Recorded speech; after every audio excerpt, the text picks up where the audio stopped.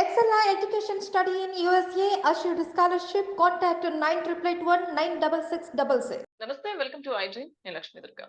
TDP అధినేత చంద్రబాబు నాయుడు నిన్న party నేతలతో మాట్లాడుతూ మరో 50 రోజులు మాత్రమే ఈ ప్రభుత్వం ఉంటుందని, ఖచ్చితంగా తర్వాత టీడీపీ జనసేన ప్రభుత్వం వస్తుందంటూ, అలాగే పొత్తులకు సహకరించాలని పార్టీలో ఉన్న నేతలకు విజ్ఞప్తి చేయడం, తర్వాత వాళ్ళకి ఇచ్చే ప్రాధాన్యత గురించి ఇలా ఆయన కొన్ని వ్యాఖ్యలు చేయడం జరిగింది. అలాగే జగన్మోహన్ రెడ్డికి ట్విట్టర్ వేదిక అంటే ఎక్స్ వేదికగా కొంత సవాల్ కూడా చేసిన పరిస్థితి. సో చంద్రబాబు నాయుడు గారి మాటలకు సంబంధించి ఆయన ఎటువంటి వ్యాఖ్యలు చేశారు, ఈ వ్యాఖ్యలకు సంబంధించి ప్రస్తుతం మనతో మాట్లాడడానికి వైఎస్ఆర్సీపీ అధికార ప్రతినిధి సుందరం శర్మ గారు ఉన్నారు. మాట్లాడారు. సార్ నమస్తే. సార్ నమస్తే. నమస్తే అమ్మా.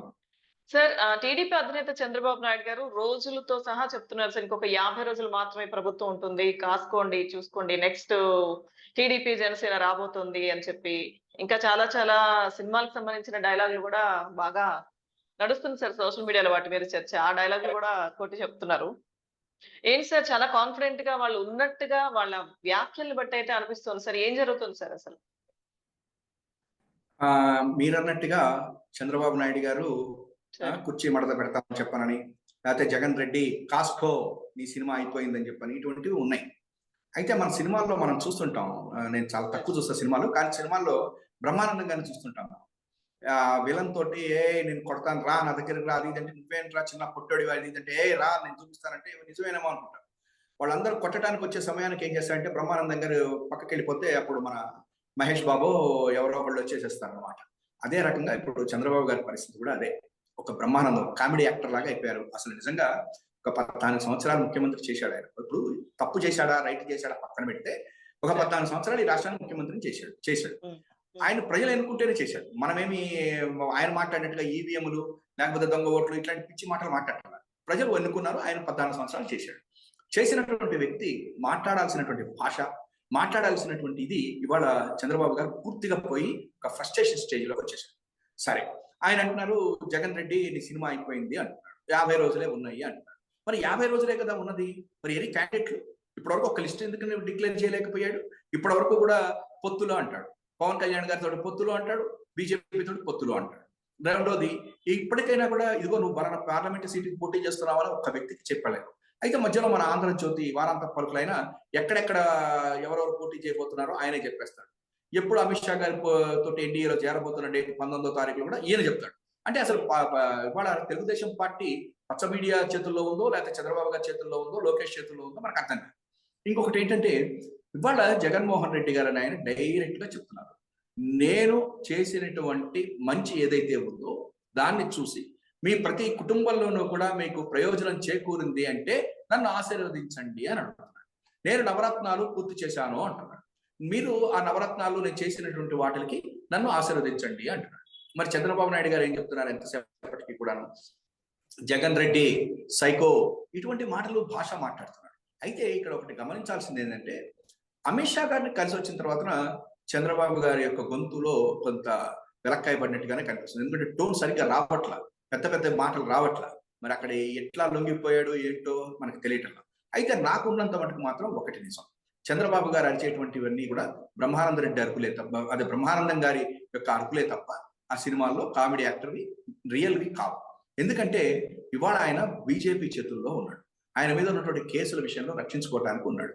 మనమే చూసాం జగన్మోహన్ రెడ్డి గారి మీద కూడా కుట్రపూరితంగా ఆ రోజు ఉన్నటువంటి కేంద్రంలో ఉన్నటువంటి వాళ్ళు కానీ ఇక్కడ ఉన్నటువంటి చంద్రబాబు గారు వీళ్ళందరూ కలిపి కేసులు పెట్టారు. కేసులు పెడితే ఎప్పుడన్నా జగన్మోహన్ రెడ్డి గారు భయపడుతూ అక్కడ ఉన్న మినిస్టర్లను వాళ్ళని కలిసి ఉన్నారా? లేదు. కానీ ఇప్పుడు నిన్న లోకేష్ గారు, పురంధరేశ్వరి గారు, కిషన్ రెడ్డి గారు పడి మొత్తం మీద అమిత్ షా గారిని కలిశారు. కలిసిన తర్వాత నాకు బయటకు వచ్చి ఏమని చెప్పింది, ఎక్కడెక్కడ ఉన్నాయి మీ కేసులు ఏంటి అని అడిగారు అని చెప్పి నేనేమని చెప్తున్నానంటే, ఆ తర్వాత చంద్రబాబు గారు మొన్న వెళ్ళి కలిసి వచ్చాడు. కలిసిన తర్వాత ఎస్ నేను కలిసి వచ్చాను, ఇదిగో పొత్తులు ఉన్నాయి మాకు, లేకపోతే లేదు, లేకపోతే నేను ఇన్ని సీట్లకు పోటీ చేస్తున్నా, లేకపోతే అమిత్ షా గారే భయపడుతున్నాడు, మోడీ గారు గెలవాలంటే మీరు ఉండాలి సార్ అంటున్నాడు. ఇటువంటి ఏమన్నా చెప్పాడా? ఏమీ చెప్పలేదు. ఇప్పుడు కూడా ఏమని చెప్తున్నాడు, ఇంకొకటి పొత్తుల కోసం అని చెప్పాలని మీరు కొన్ని త్యాగాలు చేయాలి అని చెప్తున్నాడు. ఎవరు త్యాగాలు చేయాలట? ఇప్పుడు కొంతమందికి సీట్ వస్తుంది అనుకున్నటువంటి వాళ్ళందరూ త్యాగాలు చేయాలట.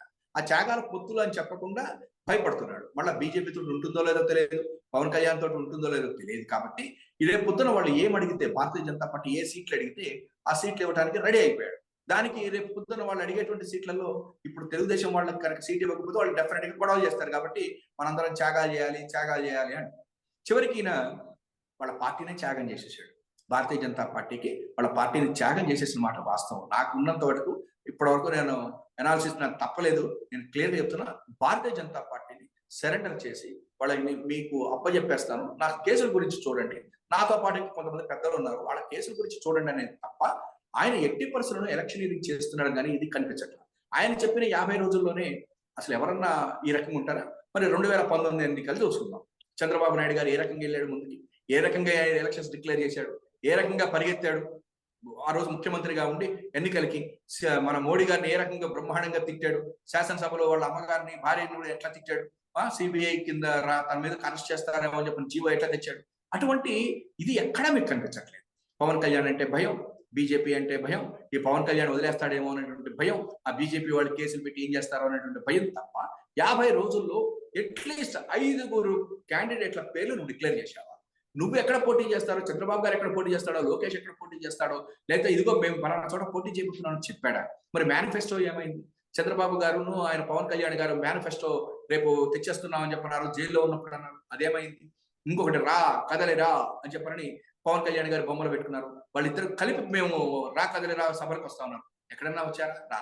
కానీ నిన్న విధ్వంసం అనేటువంటి ఒక పుస్తకావిష్కరణకి మాత్రం ఇద్దరు వచ్చారు. ఎందుకంటే ఈ రాష్ట్రాన్ని విధ్వంసం చేయటానికి వీళ్ళిద్దరూ తయారయ్యారనేటువంటిది ప్రజలకు తెలిసిపోయింది. సరే, ప్రజలకు తెలిసిపోయింది. అక్కడే కొన్ని మాటలు మాట్లాడారు సార్ చంద్రబాబు నాయుడు గారు. ఏదైతే ఇందాక మీరు చెప్పినట్టుగా కుర్చీ మడత పెట్టేసి టైం వచ్చిందని అవొకటను, ఏదైతే అంటే తర్వాత టెలికాన్ఫరెన్స్ లో అట్లా మాట్లాడినప్పుడు మీరు ఇప్పుడు సీట్ల సర్దుబాటు కోసం మాట్లాడారు కదా, సో వాటికి సంబంధించే నేతలకి ఆయన చెప్పే ప్రయత్నం చేస్తున్నట్టుగా ఆయన వ్యాఖ్యలు అనిపించాయి సార్. చాలా మంది దీని గురించి మాట్లాడుకుంటున్నారు. పొత్తును ప్రోత్సహించిన వాళ్ళకి, ఇప్పుడు సీట్లు రాని వాళ్ళకి భవిష్యత్తులో ప్రాధాన్యత ఖచ్చితంగా ఇస్తాం, ప్రభుత్వం అధికారంలోకి వచ్చిన మన ప్రభుత్వం అధికారంలోకి వచ్చిన తర్వాత అని చెప్పే ప్రయత్నం చేశారు. ఈ 2 విషయాలు సార్. దీంతో పాటుగా లోకేష్ రాజధాని అంశానికి సంబంధించి కూడా కొన్ని వ్యాఖ్యలు చేశారు. ఏదైతే ఉమ్మడి రాజధాని హైదరాబాద్ ఉండాలని మళ్ళీ కోరడం, కానీ ఈ అంశాలు ఈ రెండింటి మీద మీ కామెంట్స్ సార్. అంటే చంద్రబాబు నాయుడు గారు అధికారంలోకి రాక ముందు లేదా ఎలక్షన్స్ ముందు డెఫినెట్ గా కార్యకర్తల్ని వాళ్ళందరూ మీరు త్యాగాలు చేయాలి, వచ్చి మిమ్మల్ని మర్చిపోను, పార్టీలో బ్రహ్మాండమైన పొజిషన్స్ ఇస్తాను అంటాడు. ఇంతకు ముందు మీరు కనుక చూస్తే అధికారంలోకి వచ్చాడు. ఇప్పుడు 2014లో కూడా వచ్చాడు. వచ్చిన లేదా 2019-99లో కూడా చెప్పాడు, ఇదే కార్యకర్తలను మర్చిపోను, కార్యకర్తలందరూ కష్టపడి పనిచేయండి, అధికారంలోకి వచ్చే చేస్తాను. 1999, 2004 ఓడిపోయిన తర్వాత మళ్ళీ 2009 ఎన్నికలు ఏమని చెప్పాడంటే, అప్పుడు అధికారంలో ఉన్నప్పుడు నేను మీకు ఎవరికి ఏం చేయలేకపోయాను, పొరపాటు అయింది, ఇప్పుడు నేను మారిన మనిషిని, మిమ్మల్ని చూసుకుంటాను, మళ్ళీ పనిచేయండి అన్నాడు. మళ్ళా 2014 ఎన్నికలు వచ్చేసరికి చెప్పాడు అదే మాట. కానీ ఆ తర్వాత ఆయన అసలు ఎవరిని పట్టించుకోవాలి. 2019లో ఓడిపోయాడు. ఇప్పుడు మళ్ళీ ఏమని చెప్తున్నాడు, మీరు త్యాగాలు చేయండి, కార్యకర్తలు త్యాగాలు చేస్తున్నారు. ఈ సీట్ల విషయంకి వచ్చేసరికి ఏంటంటే చంద్రబాబు గారి యొక్క చేతిలో లేదు. ఒకప్పుడు చంద్రబాబు గారు వీళ్ళకి ఇస్తున్నాను సీటు, వాళ్ళకి ఇస్తున్నారని తనతో పాటు ఉన్నటువంటి ఏలియన్స్ పార్ట్నర్స్ కి ఆయన డిక్టేట్ చేసేవాడు. ఏ మాట కామాట. భారతీయ జనతా పార్టీకి అయితే అసలు క్యాండిడేట్లను కూడా ఆయన లిస్ట్ ఇచ్చేసేవాడు. వాళ్ళ పార్టీ నుంచి రాదు హైకమాండ్, ఈయన హైకమాండ్. అప్పుడు ఇంకొకళ్ళు ఎవరో కూడా ఉండేవారు, వారితో కలిసేసి వీళ్ళే ఇచ్చేసేవాడు. కానీ ఈసారి కొంచెం మారింది. అందుతోటి దాంతో ఆయన యొక్క ట్యూనింగ్ కూడా మారిపోయింది. అదేదో అంటారు చూసారా, ఎక్కడో కొంత ఆయన యొక్క మాటల్లో కానీ చేతల్లో కానీ వీటిల్లో ఒక రకమైనటువంటి ఫ్రస్ట్రేషన్, ఒక రకమైనటువంటి బాధ, ఒక భయము అన్ని కూడా ఇప్పుడు కనిపిస్తుంది. అయితే దీంతో పాటు పక్కనే లోకేష్ గారు కూడా వెళ్తుంటాడు. ఆయన పాపం ఏం మాట్లాడతాడు అనేటువంటిది మనకి బాధ. ఏంటంటే ఏం చేస్తాడు, ఏం మాట్లాడాలో కూడా తెలియదు. ఇంకొకటి మీరు అన్నట్టుగా ఉమ్మడి మోసం అంటే, ఉమ్మడి రాజధాని ఉంది, అమరావతి రాజధానికి జగన్ గారు జై కొట్టాడు అన్నాడు. అది పక్కా తప్పు. నేను ఇంపార్టెంట్ చెప్తా, అది పక్కా తప్పు. ఈనాడు పేపర్లో కూడా వచ్చింది. ఆ రోజు అసెంబ్లీలో చెప్పింది ఏంటంటే విజయవాడ రాజధానిగా ప్రకటించారు. అప్పుడు జగన్మోహన్ రెడ్డి గారు ఏమన్నారంటే, విజయవాడ రాజధాని నేను స్వాగతిస్తున్నా. అది క్లియర్గా ఆ మాటలే నేను చెప్పిన ఈ మాట, విజయవాడ రాజధానిగా స్వాగతిస్తున్నా. ప్రైవేటు యొక్క వ్యక్తుల యొక్క 30,000 ఎకరాలు కాకుండా ప్రభుత్వం యొక్క 30,000 ఎకరాలు కనుకుంటే ఎవరికైనా కూడా ఇవ్వచ్చు. అప్పుడు ఈ యొక్క నయా జమీందారులు తయారు కాదు, రియల్ ఎస్టేట్ వ్యాపారం రాదు అని చెప్పి సరే, ఆ తర్వాత అమరావతి అని చెప్పారు. మనకు కాదనట్లేదు. కానీ ఈ విషయం వచ్చేసరికల్లా 3 రాజధానులు అన్నారు ఆయన. 3 రాజధానులను ఎందుకు అన్నారు? అమరావతిని ఏమైనా తీసేశారా? తీసేయారు.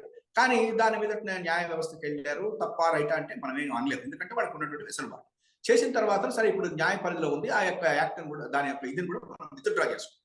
ఇవాళ అమరావతి రాజధాని. అటువంటిది అమరావతి రాజధాని చేసినటువంటి చంద్రబాబు నాయుడు గారు పార్లమెంటులో మరి విభజన చట్టంలో ఉన్న హైదరాబాదు మాకు అక్కర్లేదని అప్పచెప్పాడు? చేయలేదు. చేయనప్పుడు ఇప్పుడు హైదరాబాద్ కూడా మనకి రాజధాని కిందనే ఉంది కదా. మనం మాట్లాడేది టీవీ ఛానల్స్ లోనూ లేకపోతే చంద్రబాబు గారి స్పీచ్ లో కాదు. హైదరాబాద్ అనేది విభజన చట్ట ప్రకారం ఇంకా ఉమ్మడి రాజధాని కింద ఉందా లేదా? ఉన్నది. ఇవాళ మంది వాళ్ళది. మనకు అక్కడ భూములు దాన్ని ఏమంటారు, ప్రభుత్వ భవనాలు ఉన్నాయా లేదా కాదు క్వశ్చన్. విభజన చట్ట ప్రకారం ఇవాళ హైదరాబాద్ ఇప్పటికీ మనకి రాజధాని. రేపు జూన్ 24న వెళ్ళిపోతుంది. కాబట్టి ఇప్పుడు కొత్త ఇది వచ్చింది. ఈ పిచ్చు మన లోకేష్ బాబు తెలియట్లేదు, కానీ ఇవాటి రోజున అది జగన్మోహన్ రెడ్డి గారు కానీ ప్రభుత్వం ఇప్పటి వరకు ఇక్కడ చెప్పలే. కానీ నా యొక్క ఇది ఏంటంటే, జగన్మోహన్ రెడ్డి గారు యొక్క మన సుబ్బారెడ్డి గారు మాట్లాడింది ఏంటంటే, ఆయన మాట్లాడారు యాక్చువల్గా ఏమనంటే హైదరాబాద్ ని ఇంక కొన్నాళ్ళ పాటు కంటిన్యూ చేయమని అడుగుతాము అని చెప్తాను. నేను ఇవాళ చెప్తా ఉన్నా, it's a very good decision. ఎందుకంటే మీకు మీ యొక్క హైదరాబాదు యూనియన్ టెరిటరీ అయ్యి అసెంబ్లీ కింద మారి దేశానికి రెండో రాజధాని కింద వచ్చేటువంటి అవకాశాలు ఎక్కువ కనిపిస్తున్నాయి. ఎందుకు అంటే ఒకే ఒక్క సెకండ్ చెప్తానమ్మా. ఎందుకంటే చాలా ఇంపార్టెంట్ గా, ఎందుకంటే వెంకయ్య నాయుడు గారిని ఎప్పుడైతే రాష్ట్రపతి చేయలేదో దక్షిణాది విడిపోతుంది అని చెప్పి మాట్లాడినటువంటి టీవీ ఛానల్స్ ఉన్నాయి. ఇవాళ కాంగ్రెస్ పార్టీ కూడా సబ్జెక్టు కరెక్షన్ ఎక్కడో ఏమన్నారంటే దక్షిణాదికి చిన్నచూపు చూస్తున్నారు, అందుకని దక్షిణాది అన్నట్టుగా మాట్లాడారు. కాబట్టి ఇవాళ రేపు పొద్దున కేంద్ర ప్రభుత్వంలో మోడీ గారి ప్రభుత్వం ఒక డెసిషన్ తీసుకోవచ్చు. ఎస్, దేశానికి రెండో రాజధాని కావాలి, అది హైదరాబాద్ కావాలి అని కనుక అన్నారనుకోండి, మనం కనుక అది వదిలేసుకుని వెళ్ళిపోయామనుకోండి, దాని యొక్క ప్రయోజనాలు ఎవరు పొందుతారు? తెలంగాణ వాళ్ళు పొందుతారు. ఎందుకంటే అది తెలంగాణ రాజధాని అవ్వదు, దేశ రాజధాని అయినప్పుడు వాళ్ళు కూడా వేరే క్యాపిటల్ చూసుకోవాలి. మనం కూడా వేరే క్యాపిటల్ ఏ విశాఖపట్నమో చూసుకుంటాం. కానీ ఇప్పుడు అక్కడ హైదరాబాద్ లో ఉన్నటువంటి షేర్ ఏదైతే ఉందో ఆ వస్తున్నటువంటి పన్నులు గిన్నుల్లో మనం కూడా చేసేటువంటి అవకాశం ఉంటుంది. అంతేగాని ఈయనేదో ఉమ్మడి మోసపోయాం, మనకి రాజధాని లేదుట, ఆయన ఎవరో చెప్పాడు, వాళ్ళ అబ్బాయి ఎవరో బెంగళూరు పోయాడట, ఛానల్లో ఒకసారి చెప్పాడు. అతను ఎవరో ఇంటర్వ్యూకి పోతే బెంగళూరు, నువ్వు ఎక్కడి నుంచి వచ్చావంటే ఆంధ్రప్రదేశ్ అంటే, మీ రాజధాని లేదు మీకు, నీకు నేను ఉద్యోగం ఇవ్వట్లేదు అన్నట్ట. ఇటువంటి పిచ్చి పిచ్చి ప్రలాపనలు, ఈ పిచ్చి పరాకాష్ఠకు చేరడం మన దురదృష్టం తప్ప ఇవాళ చంద్రబాబు గారు కానీ ఆయన యొక్క పార్టీ కానీ ఏమీ లేదు. ఆయన already surrender to Bharatiya Janata party. Chandrababu గారు అతి త్వరలో రిటైర్ కాబోతున్నాడు. తెలంగాణలో తాళం పెట్టేశాడు, ఆంధ్రప్రదేశ్ లో కూడా మే 22 తర్వాత తాళం పెట్టేసాడు. Thank you so much sir.